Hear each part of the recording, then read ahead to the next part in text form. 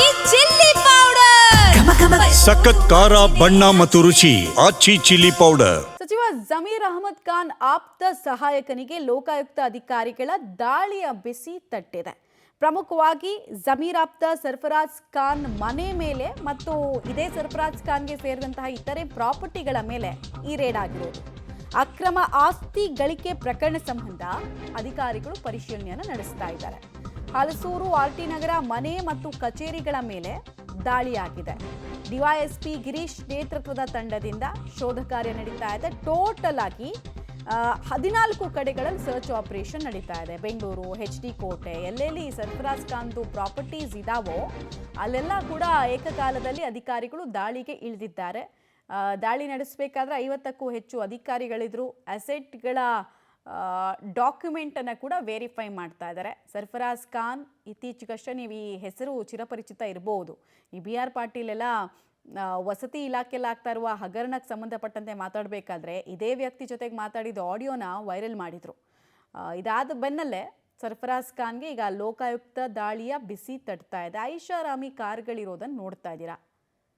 ಸಚಿವರ PA ಈ ಸಂಪತ್ತು ವೃದ್ಧಿಯಾಗಿದ್ದು ಹೇಗೆ, ಎಷ್ಟು ವರ್ಷಗಳ ಹಿಂದೆ, ಅಕ್ರಮ ಆಸ್ತಿ ಗಳಿಕೆ ಅನ್ನುವಂತಹ ಆರೋಪ ಇವರ ಮೇಲಿರುತ್ತೆ. ನಾರ್ಮಲಿ SIT, ED ಮತ್ತು ಲೋಕಾಯುಕ್ತ ದಾಳಿಯ ಸ್ಟೈಲ್ ಬೇರೆ ಇರುತ್ತೆ. ಲೋಕಾಯುಕ್ತ ದಾಳಿಯಲ್ಲಿ ಏನಾಗುತ್ತಂದ್ರೆ ಯಾರಾದರೂ ಕಂಪ್ಲೇಂಟ್ ಕೊಟ್ಟಿರಬೇಕು, FIR ಅಲ್ಲಿ ದಾಖಲೆ ಸಬ್ಸ್ಟೆನ್ಸ್ ಇರಬೇಕು, ಕಂಪ್ಲೇಂಟಲ್ಲಿ ಹುರುಳಿದೆ ಅಂತ, ಅಥವಾ ಸ್ವಯಂ ಪ್ರೇರಿತ ದೂರು ದಾಖಲಾಗಿರಬೇಕು. ಡೀಟೇಲ್ಸ್ ಕೊಡ್ತಾರೆ ನಾಗೇಶ್. ಇಲ್ಲಿ ಯಾರಾದರೂ ದೂರನ್ನ ಸರ್ಫರಾಜ್ ಖಾನ್ ಮೇಲೆ ಕೊಟ್ಟ ಮೇರೆಗೆ ಆಗಿರುವ ದಾಳಿನ ಅಥವಾ ಸ್ವಯಂ ಪ್ರೇರಿತವಾಗಿ ಲೋಕಾಯುಕ್ತ ಅಧಿಕಾರಿಗಳು ಅನುಮಾನದ ಮೇರೆಗೆ ನಡೆಸಿರುವಂತಹ ದಾಳಿನ ಕ್ಲಾರಿಟಿ ಏನಿದೆ?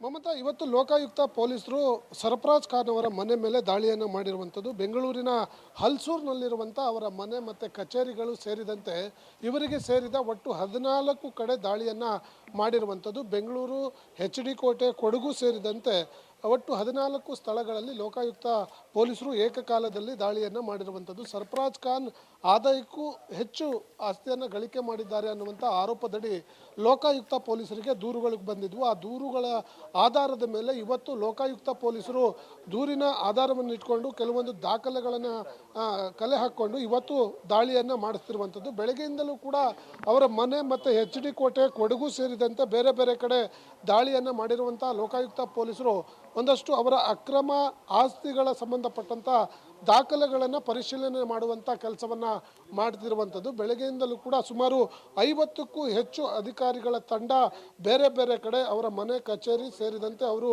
ಆಸ್ತಿ ಮಾಡಿರುವಂಥ ಜಾಗಗಳಲ್ಲೂ ಕೂಡ ಪೊಲೀಸರು ಶೋಧ ಕಾರ್ಯವನ್ನು ಮುಂದುವರಿಸಿರುವಂಥದ್ದು.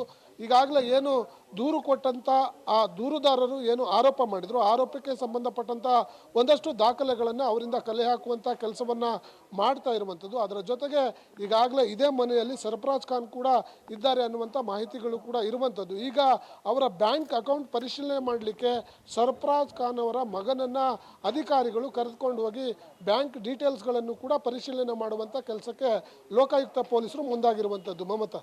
ರೈಟ್, ಧನ್ಯವಾದ ತಮ್ಮ ಮಾಹಿತಿಗಾಗಿ ನಾಗೇಶ್. ದೂರಿನ ಆಧಾರದ ಮೇಲೆ, ಅಂದರೆ ಯಾರೋ ಒಬ್ಬರು ದೂರನ್ನ ಕೊಟ್ಟಿದ್ದಾರೆ, ದೂರಿನ ಆಧಾರದ ಮೇಲೆ ಸದ್ಯಕ್ಕೆ ಸರ್ಚ್ ಆಪರೇಷನ್ ನಡೀತಾ ಇದೆ.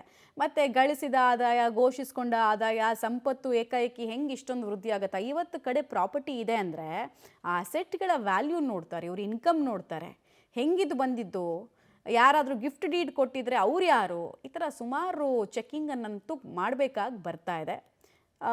ಲೋಕಾಯುಕ್ತ ದಾಳಿಯ ಬಿಸಿ ಅಂತೂ ಜಮೀರ್ ಆಪ್ತ ಸಹಾಯಕನಿಗೆ ತಟ್ತಾ ಇರೋದು ನೋಡ್ತಾ ಇದ್ದೀರಾ. ಇದು ಎಲ್ಲಿ ತನಕ ಹೋಗುತ್ತೆ? ಮತ್ತು ಈ ದಾಳಿಯಲ್ಲಿ ಯಾವುದಾದ್ರೂ ಅಕ್ರಮ ಆಸ್ತಿ ಗಳಿಕೆಗೆ ಸಂಬಂಧಪಟ್ಟಂತೆ ಡಾಕ್ಯುಮೆಂಟ್ಸ್ ಸಿಗುತ್ತಾ ಅನ್ನೋದನ್ನು ಕೂಡ ನೋಡಬೇಕು.